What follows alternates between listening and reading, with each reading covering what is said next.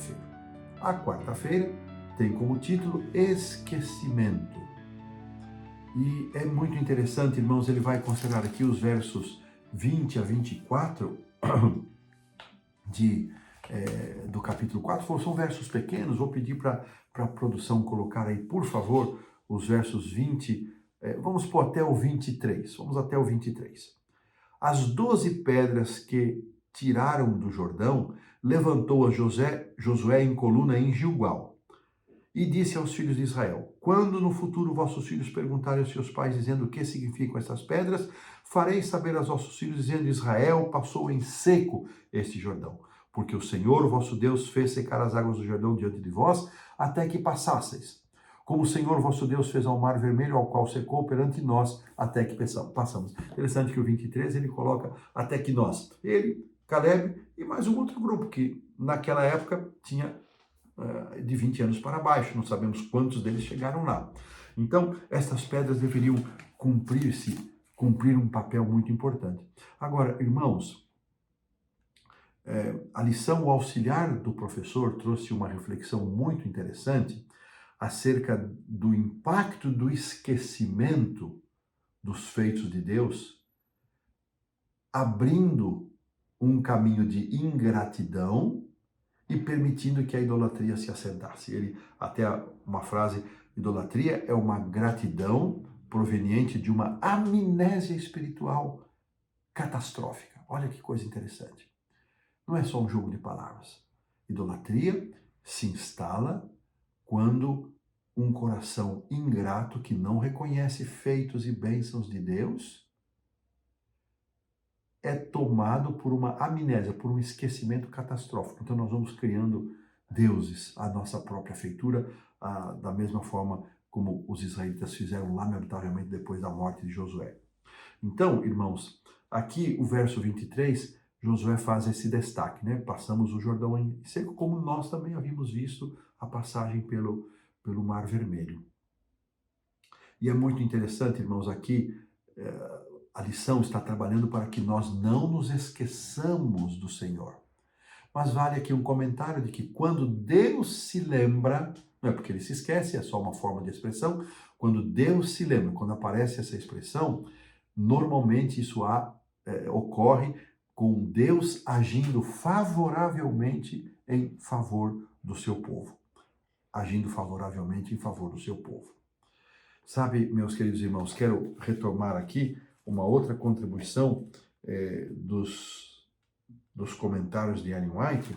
Ela diz o seguinte: a influência desse prodígio, tanto sobre os hebreus quanto os inimigos, foi de grande importância. Foi uma segurança para Israel sobre a presença e proteção contínua de Deus, prova de que ele agiria em favor deles por intermédio de Josué, como fizera por meio de Moisés.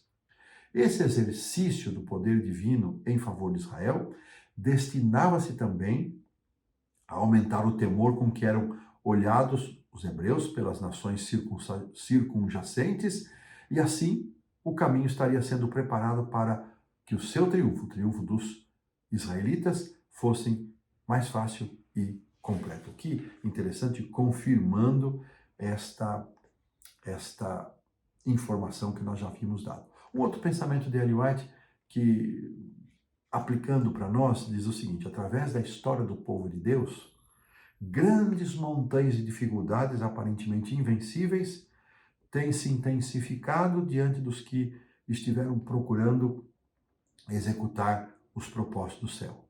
Esses obstáculos, que muitas vezes impedem o progresso, são permitidos pelo Senhor como uma prova de fé. E eles trabalham a favor do aperfeiçoamento do povo, não que Deus os envie, mas Deus se vale deles para aperfeiçoar a nossa fé. Irmãos, essa história, essa travessia, esse memorial, esta maravilha, este sinal, nos faz também pensar nas dificuldades que nós podemos enfrentar nos dias de hoje. Olhando o nosso mundo globalizado para a pregação do Evangelho, as dificuldades que nós temos, porque se esse Evangelho não for pregado, irmãos, esse é o sinal para a volta de Jesus. Então o Evangelho precisa ser pregado quando olhamos para o mundo com suas dificuldades, com suas barreiras culturais, religiosas, sociais, linguísticas, parece para nós uma montanha intransponível, um Jordão cheio e intransponível. Mas da mesma forma como Deus fez abrir o Mar Vermelho, como Deus fez abrir o Jordão, Ele também operará de tal maneira que este evangelho possa ser pregado. Da mesma forma como a abertura do mar, o secamento do mar, o secamento do Jordão, foram atos divinos. A pregação do evangelho também será uma intervenção divina, utilizando-se de instrumentos humanos, para que cada pessoa possa tomar a sua decisão. E assim, irmãos, nós somos chamados a não nos esquecer dos feitos e das maravilhas. E aqui um texto que aparece na lição, em vários lugares nos escritos de Ellen White ele aparece, vou pedir para a produção colocar, em Vida e Ensinos, página 143, assim nós podemos ler. Nada temos a temer em relação ao futuro, a menos que nos esqueçamos da maneira pela qual o Senhor tem nos conduzido e de seus ensinos ministrados no passado. Olha que coisa. Nada temos que temer quanto ao futuro, irmãos, a menos que duas coisas vão acontecer.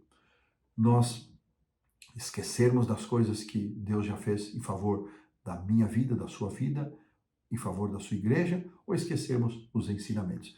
E com este pensamento, irmãos, que nada temos que temer, não importa a barreira que esteja à nossa frente, nada temos que temer. Deus está conosco, Deus vai à frente e nós colocamos um ponto final na lição da quarta-feira.